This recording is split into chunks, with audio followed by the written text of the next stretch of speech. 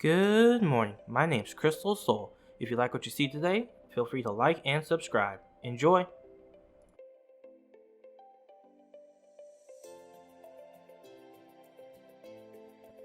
Alright y'all, the first thing you have to do before you start your rotation is pick a dance partner.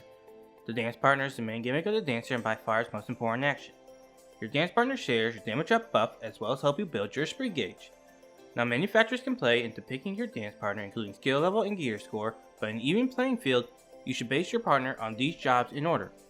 Ninja over Monk and Reaper, over Dragoon and Samurai, over Red Mage and Black Mage, over Summoner, over Mechanic, over Bard, over Dancer. And be aware that if there is more than one Dancer, the buff does not stack, so always pick someone else. If by some god awful chance you have all damage roller dancers, just pick a tank.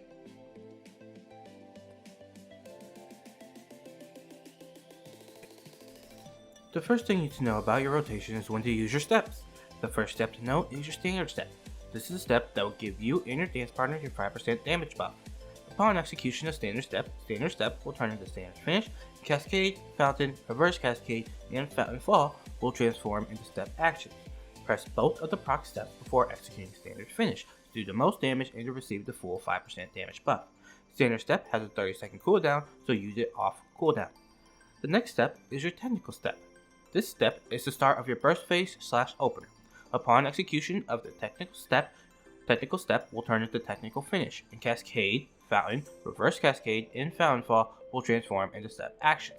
Press the corresponding step actions in the order they are procced before executing technical finish. Upon executing technical finish, it will turn into Tilania, a damage action, and the whole team will receive a 20% damage buff.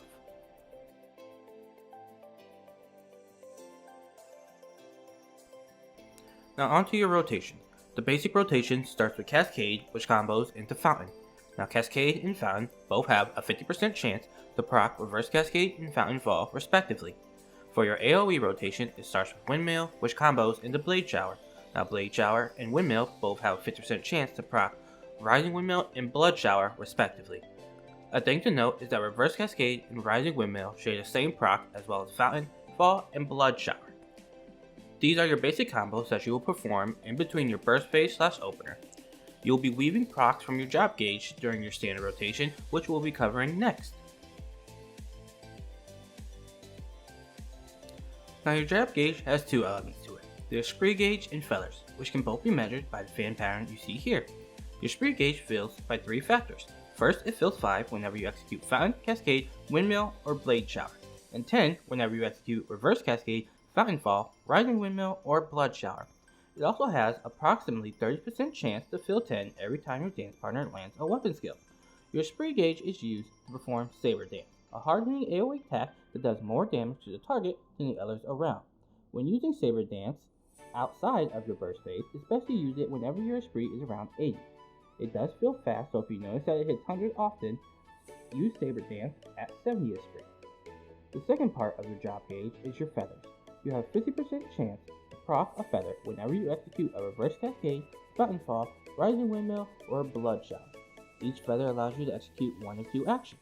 Feather Dance 1, which is a single target action, or Feather Dance 2, which is an AoE action. Feather Dance 1 and Feather Dance 2 both have a 50% chance to proc Feather Dance 3, which is an AoE attack like Saber Dance that does more damage to the target than the others around. These actions do not share the global cooldown, so weave them in between your actions when you have the chance. The rule of thumb with feathers is to hold them till burst phase. Unless you have 4, then use 1 and continue your combo.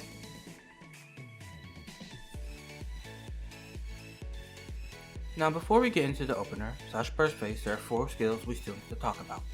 First is Devilment. Devilment will give both you and your dance partner a 20% buff to both direct hit and critical hit and allow you to execute the action Starfall Dance. Next is Flourish. Flourish will proc Reverse Cascade, Fountain Fall, Rising Windmill, Blood Shower, and Fan Dance 3, as well as allowing you to execute Fan Dance 4. Things to note is that while Starfall Dance is connected to the global cooldown, Feather Dance 4 is not, so use the weave like the other feather dances. This is an example of the opener and subsequent burst phase. You start by casting Standard Step 15 seconds before start, followed by Standard Finish. You then transition into Technical Step and Technical Finish.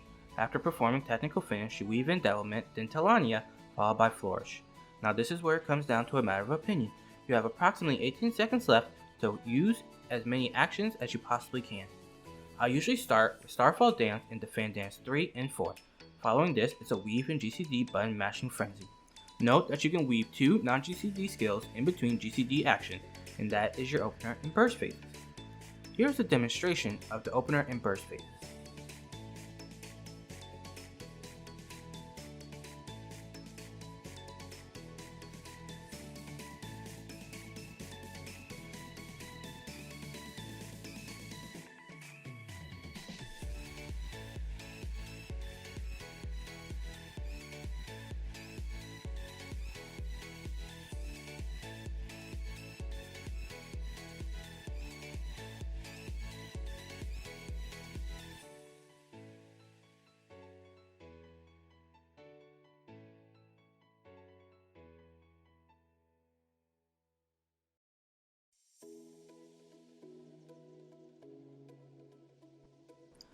Thank you for watching. Now go dance your hearts out.